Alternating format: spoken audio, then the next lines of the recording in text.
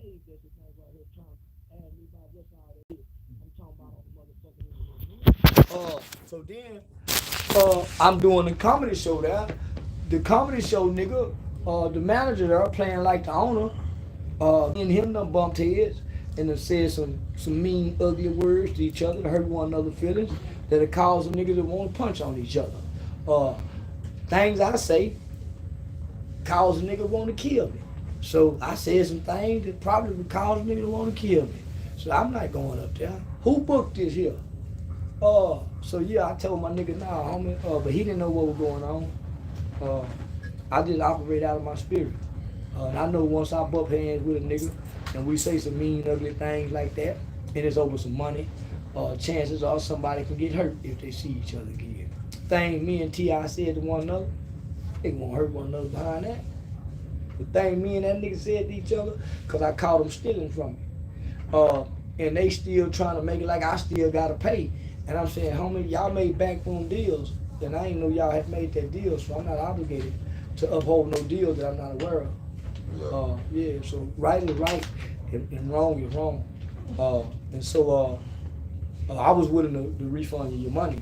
My manager said he don't want his goddamn money back, nigga. He want the content. Nigga, that nigga want that content. Nigga, fuck that money. So we scrambled. Thanks to my security guy. They threw a nigga alley hoop, man. Shit, we caught it off the backboard, so here we are. I appreciate it, man. Nah, real life, man. Y'all did some real shit. Yeah. It wasn't about the money. I don't want to fuck over my people. So one of my first responses is, man, just refund the money.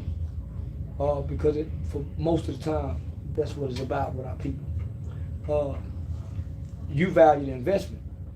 So you understand, the product. Yeah, nah, nigga, if I paid for this dope, nigga, I don't want my money back, nigga, I want that dope I thought I was gonna get. Plain and simple. Yeah, shit, cause I'm gonna go bust this dope down, I already calculated what I'm gonna make off this motherfucker, nigga, fuck you, give me that, yeah, I want my package. So, I had to get out my feelings. Because initially, nigga getting his feelings, cause you don't know what the play is. I trust the people, but you can't trust situations. I understood the situation. Yeah. I'm glad we was able to put it together though, man. That's how God works. That's how God works. It was meant man. to be. Yeah, what ain't meant to be ain't gonna happen. Facts. Yeah, and whatever happened was meant to be, good or bad. Yeah, good or bad. That's right. So man, I'm gonna go back to you and Dewberry, man, all the way to the bars. I usually didn't like that nigga. Yes, When I first seen that nigga, he had them eyes that the girls like. I was a hater. Yeah, I was a little bitty nigga with one eye. Couldn't play football, couldn't play basketball. I could read. I could play checkers. I could play SOS. I could play tic-tac-toe. I could win the spelling bee. When they had all type of competition in school and academics, I could win. I couldn't play football, so I was a hateful-hearted little boy. Yeah, I was jealous because everybody else played football. And I was on the sideline playing catch with another nigga who couldn't play football. Trying to play football. Running fast and doing jukes and couldn't never get in no pads. Trying to get the girls' attention, but they were the cheerleaders. They were looking at the niggas who could score touchdowns. Yeah, and I was scoring touchdowns on the sideline and wasn't nobody paying me no attention. So I ain't like niggas like Dewberry that like they can play football and basketball. Square business. What about you, Dewberry? Yeah, man. One thing about it, man, is that when me and my boy Nut, man, we linked up. Like I said, it was more based off this gang banging mentality, homie. He was doing this thing down there. We just pulled up down there, man. We got a lot of individuals that we connected with when it came down to this, to this gang banging thing. So, like I said, man, when me and Nut connected, man, it was pretty much like it's a never ending story, homie. You know what I'm saying? A lot of niggas sit back and see this shit. They don't understand the loyalty that comes with this shit, homie. Yeah, dude, was not hard, homie. Like in everybody clique, it's one nigga everybody favorite. You ever do, homie? I can see that in the picture, the picture that I seen of you and him. Yeah. On the internet. Yeah. Yeah, I can see that. Yeah, homie, that nigga was he was everybody's favorite. So I think dude them got there in 93. 92. 92. So Got there in 92. they got there like right before the summer. Nigga, I'm just now. At this time, I'm 14 going on 15. So I had been there probably about since September. Since October of 91. So I got there October 22nd of 1991. Dude came like right before the summer of 92.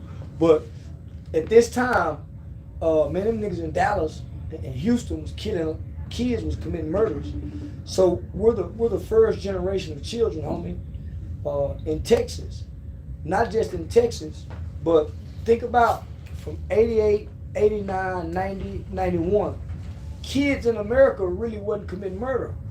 The California niggas was, because the Chicago niggas was, the Philly kids was, the New York kids was, the DC kid was, the Baltimore kid was. But down south, kids wasn't killing.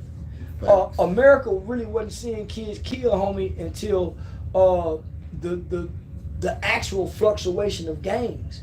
But the laws in California, the juvenile laws in California, and because them niggas were killing at such an early age, began to shape the laws throughout the country. We're the first group of kids, homie, in Texas to be tried, adjudicated, and sentenced for crimes like capital murder, attempted capital murder, attempted murder, arson, kidnapping, sexual assault, and rape, right? So those were considered violent crimes. Kids wasn't committing that. So we fell in this first group of kids. So when Dude them come, it's a big influx of kids coming out of Dallas. Nigga, man, that week, boy, it's a whole bunch of niggas. Yeah. So Dallas and Houston was the hub of children going into the state's juvenile system. So nigga, when Dude them come, nigga, it's finna rock and roll from that point. It was rocking and rolling, but nigga, it's finna turn up. Because kids hadn't really started taking the gang banging yet down south. Mm-hmm. Most kids who was coming into the juvenile facility in 90, 91, 92 was not gang members. Facts. Kids that was coming in 94, 95, they wasn't gang members, homie. Facts. Yeah. Niggas was joining gangs in the juvenile facility, as they did in California and every other place. That's how kids get into the gang culture, by way of juvenile delinquencies, meeting one another in the juvenile centers. Facts. So when I got there, nigga, I never knew what a Latin King was. I met them in juvie. They had black gangster disciples, Spanish gangster disciples. Do you think, I don't mean to cut y'all, but do you think they joined as, like, it started as a mean of survival, like, right then? Nah.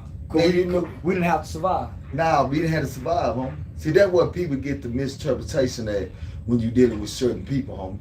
You know what I'm saying? My thing is this here. When I went down to TYC, squabbling wasn't no problem. I grew up squabbling. They grew up boxing. They boxing with that. Fighting in the silver gloves. I grew up. This is my lifestyle. You can't come outside and let nigga gonna throw you some. This is a lifestyle. So you don't have fear. What it is, everything is about a temptation. Everything is about being cool. Everything is about being amongst the hip hop. See, that's the way the game is. See, a nigga already enticed by it. Back then, this the thing to do. Well, this is what I'm saying. We was in an environment where nobody getting raped. Nobody was getting raped. Nigga, wasn't nobody really getting bullied. Facts. We was in a child environment. They just had gangs. So when I got there, you got black, you got folks, BDD, SGD, BD. You got Altadena Block Crip. You had Haran Chase, who was from California. They family moved to San Antonio, so he was Altadena Block Crip. You had the homie. Half Dead. He was from Compton, came down here, done something in Dallas. He was an original Swamp Compton Crip. What else? You had Zim. He was out of Austin. Nigga, the 60s come to Austin, the rolling 60s. So, nigga, he and the rolling 60s in there. So when I get there, then you got Trey 5-7. So you got Trey 5-7 Crips in there. So that's what's there when I get there. Nigga, I knew about gangs from watching Colors. So I was already enticed by, when I got there, seeing all the niggas, because we got to wear free world clothes. So I was already enticed by the fact that the uniforms. Well, what's the uniform? 7 niggas all got on blue. Yeah. Blue khakis, raw blue shirt. That's blue stand out. That's that uniform, that would make, And then the handshakes, right? Man, nigga want to be a part of that, homie, because this is who everybody, this is what you see on television. This is what everybody seem to admire, respect, like. And we had girls in there, homie. So we was a co-ed lockup facility. Nigga, that increased it. I wanted to be like what I saw. I wanted to be what I thought in my young mind, what I seen on Colors. Rocket them, man. Because they show us things as kids to create a value system, to make this kind of lifestyle and this type of image appealing, right? So nigga, I'm born in 1977. I raised and grew up during the black exploitation era. Nigga, what movies we watching then? Penitentiary 1, Penitentiary 2, Penitentiary 3. I'm already indoctrinated by way of the culture. As a young nigga, we practicing being too sweet. Nigga, cause they, all I know is I don't want to be Eugene. Eugene is the light-skinned nigga who showed up the first day. The niggas in prison. So I'm in a kid being able to break down what they doing to Eugene. They finna scare him and try to fuck him. They got Mad Dog coming out with the foam out of his mouth. And Eugene, they trying to get him to, let me see your booty. To see if you got a tattoo. Eugene turn around, show him a booty. 2 scenes later, Eugene gotta sit down and pee. So when Midnight Mad Dog walk in, and catch Eugene standing up peeing, he whoop him and tell him what I tell you about standing up peeing. I'm a kid, homie, watching this shit. These are our movies. Like they love Frozen and all that shit. Nigga, we watching this all the time. Then when they come with Penitentiary 2, the midget shooting dice up under the boxing match, so he go in the room and fuck the raw. So all of these movies, homie, these are the movies from the 80s. Yeah. We ain't even got to Boys in the Hood and all of that. On top, I got my uncles coming home bragging about prison. Nigga, the prison parties back then was a motherfucker. So you in there, you doing your time, you accepted it, like, you know. I wanted to be a part of it, homie. I looked at it first. Point blank period. I looked at it, they didn't come to me, nigga. I did things to get their attention. And then you went to them. Man, I did things to get their attention. And then once I got in the circle and I became their friends, now I'm trying to see which one I can flourish in. Nigga, 60s was the strongest. They didn't have a lot of members. That's what I was gonna ask you, like, how you in Dewberry become, you know, like y'all is, like, what brought y'all together? We had the homie Sky Blue. See, Sky Blue from West Dallas. Sky Blue was the young nigga that beat up grown men. Yeah, my nigga looked just like Malcolm X, Mark Lewis. So when Dude them came, me and Harvey Hugh, Harvey rolled at 30. He another bad motherfucker. Me and him on the same dome, and we bullying everybody. So when Dude them come in, we automatically take to the hating because they standing out. They body language, how they move. Any with my partner Monk. Them niggas had goals back then.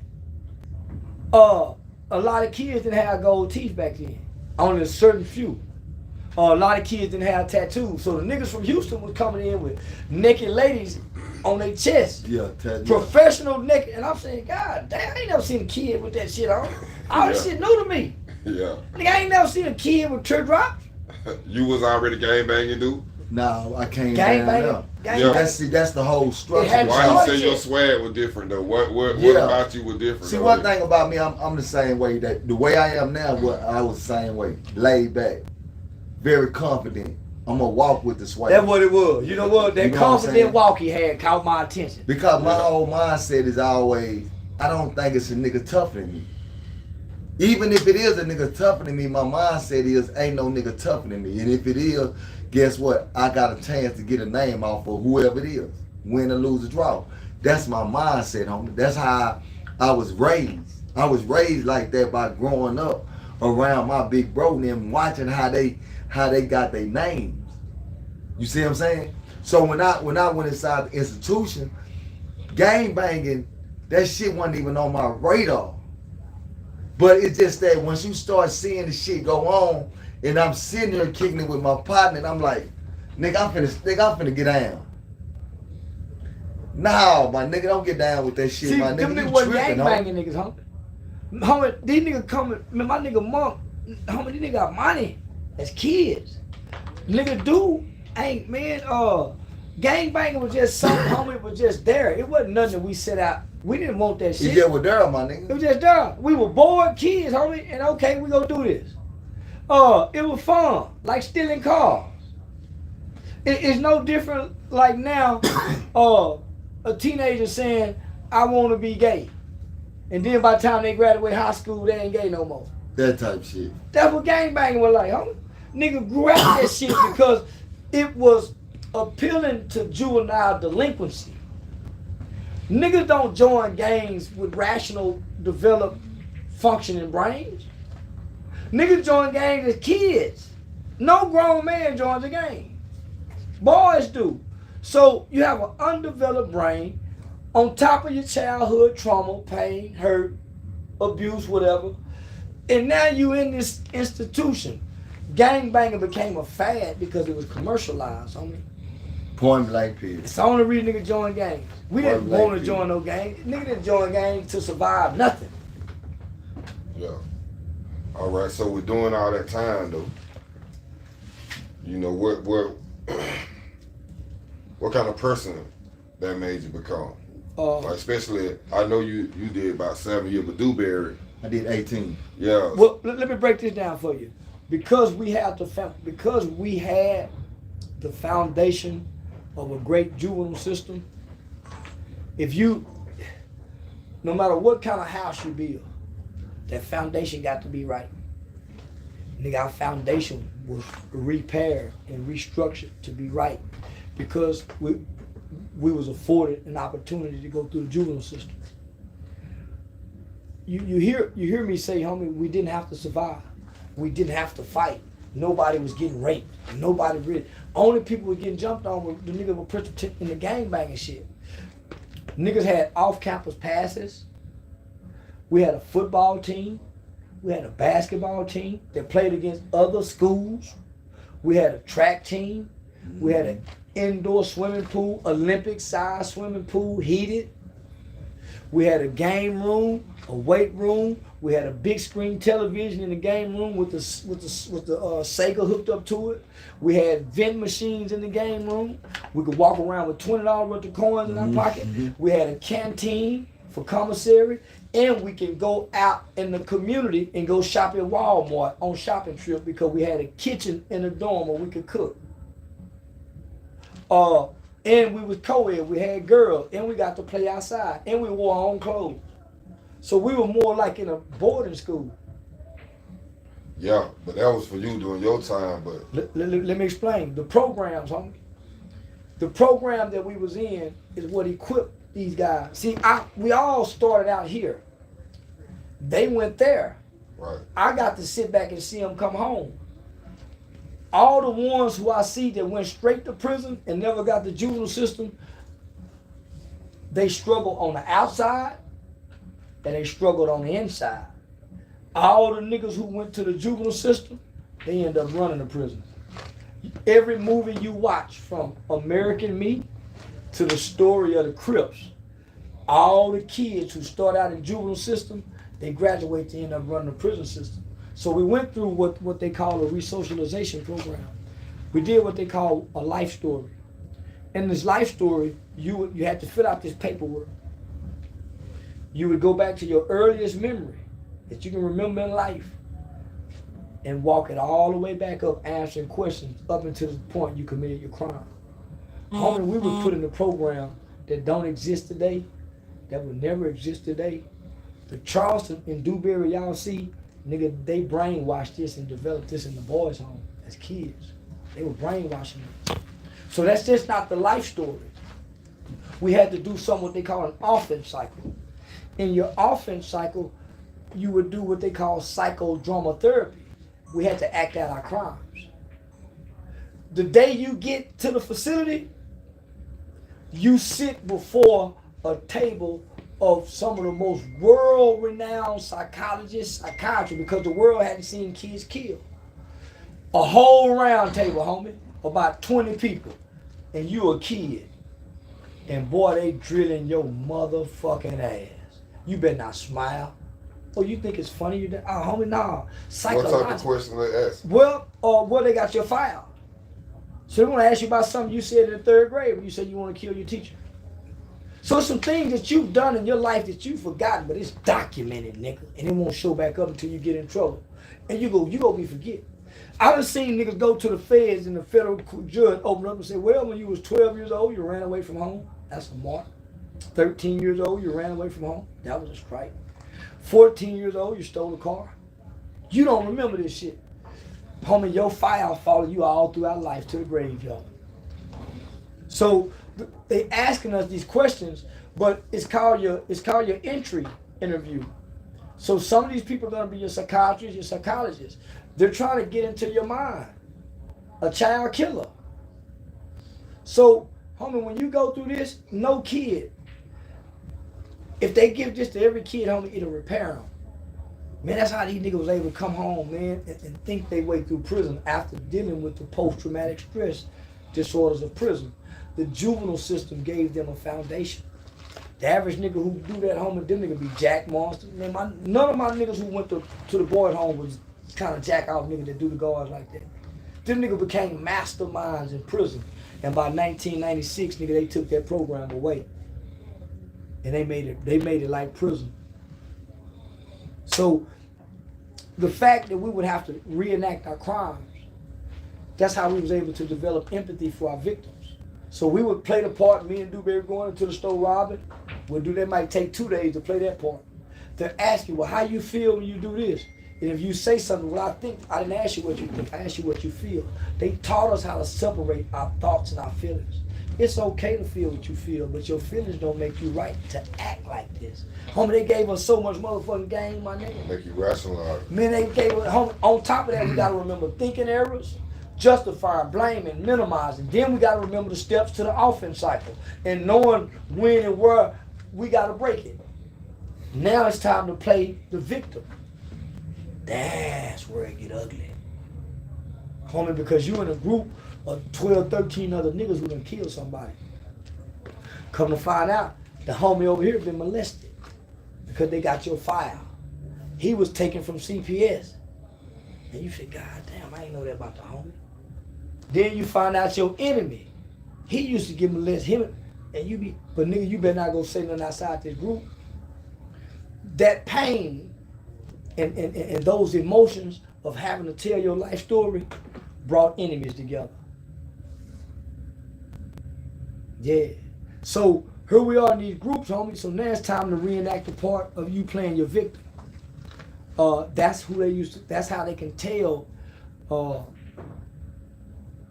would probably be more at risk of doing harm to people again. Cause now you gotta tap into, can you see what your victim felt like? Homie, nigga would break down and cry because we wasn't really killers. Ain't no child really is a killer. No child is a cold-blooded killer, homie. And that's what I learned from being in the juvenile system with all these killers. I ain't pulled the trigger to kill my victim. I grew up with all these killers, homie. My first roommate killed his mom and his daddy. Shot his mama and shot his daddy in the hallway. Went in there and shot his mama when she turned around. And then went back and shot his dad in the stomach. I grew up with kids who committed some of the most worst crime, and I ain't never met a cold-blooded killer. No child is born bad, so when I tell you the homie didn't have to go to prison, he didn't have to go. And he killed somebody. He could have went home in 3-4 years because he was laid back cool. The staff liked him. He worked the program. He was a likable kid. I was pretending to be bad. He wasn't playing bad. I was acting bad. So to see them go to prison, nigga, we cried. Cause nigga, when he went to prison, a whole bunch of the homies cried. We was both in isolation confinement. What you mean he didn't have to go though? Shit, nigga, he was gonna get a good recommendation. Niggas, we had a ride. We had a ride. But one thing about it is called your loyalty, homie. And I stood on that. And one thing about me, that's the reason why I say when it come down to gang banging was something I chose. I didn't choose gang banging because of fear. I didn't get fear of what? Fear of what? Squabbling with a nigga, that's life. You know what I'm saying? I chose to put myself associated with a whole bunch of niggas that I had no knowledge of. So when I do that, I give it my all. I give it 100. I give this shit 1,000. And I gave it 1,000, and I still remember, like my partners, like Charleston was saying. The reason why I didn't have to go to prison because the respect that we had amongst each other. When it was time to go put in work on and ride and everything, and we had our last ride, I'm finna get ready to go see parole. I'm finna get ready to go back to court in probably about 4 months. And we finna have a ride. So the homies like, shit, you chill, homie. Don't all the homies was saying that, homie. Chill, homie. You know what I'm saying? You finna get ready to go see, we gon'. But my loyalty was with my homies. The ride kick out. Nigga, I'm front lining this shit. Because of what I feel like a gang nigga supposed to do. You supposed to be loyal to your niggas to the death. This is the philosophy they gave us when we looking at these movies. Make a nigga dumb and a motherfucker. But not knowing that, and that people say, damn, you gave this shit 1,000 only for you to come home and to be doing what you doing. Well, I got an opportunity to experience, not TYC, I got an opportunity to experience prison. Say how much extra time they gave you for participating in that? Nah, what I did was they didn't give us no time. They sent me to prison where I could have went home. So I had to end up doing another 16 years. You see what I'm saying? On the one decision. On a 22 because year of that decision, homie. With a 28 year? 28 years. So listen, homie. So then what it was, homie. So you get know sentenced. So if you don't get tried as an adult, if you don't get certified and tried as an adult, you stay in the juvenile system. So what the Texas law it's a law that's called the Texas Juvenile Determined Sentencing Law. And it's a law where a kid who commits a violent crime, now it's any felony. But back in our day, it was a violent crime. So you had determined sentence youth, and then you had violent A and violent B offenders. You could catch a murder case and be a violent B offender and do 2 to 4 years. 2 to 4 years. Our homie Monk had 2 to 4 years. Him and Dewberry was together when Dewberry committed his murder. So when you look at Dewberry's past, homie, the murder he committed was for the homie. The murder I committed was for the homie. Homie, they fighting in the club. Nigga finna knock the homie across the head. Dewberry killed him. So Dewberry, nigga, he playing law homie throughout his life. So the other homie so loyal, nigga, he catch a murder case and could have beat it on self-defense. Thanks. He could have was gonna beat it on self-defense because it came to him. Facts. Nigga, he took the 2 to 4 years to go with Dew. Facts. So him and Dew come down there like two brothers. Facts. Out of West Dallas. They done grew up together out of West Dallas. Hold on, let my son call. What's up, Mel? Thanks. I'm doing an interview. What's going on? All right. Yeah, that's the problem of being a parent. When the kids call, you don't never know if it's an emergency. So they come down there like brothers, homie. But Monk ain't no gang-related nigga. He a game-related nigga.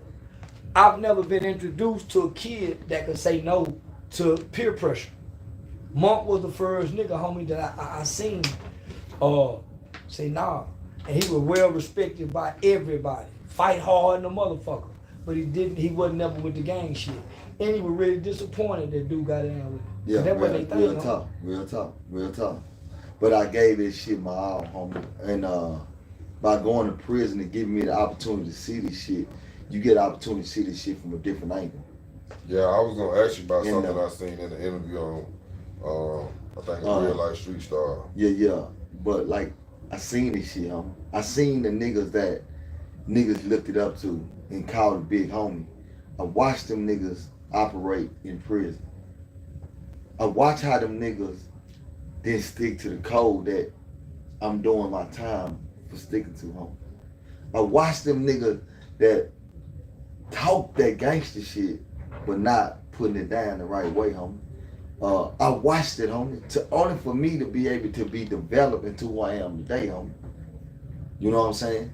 These stories, it's so much that you can lay out from my childhood all the way into my prison until I did my time. And these stories need to be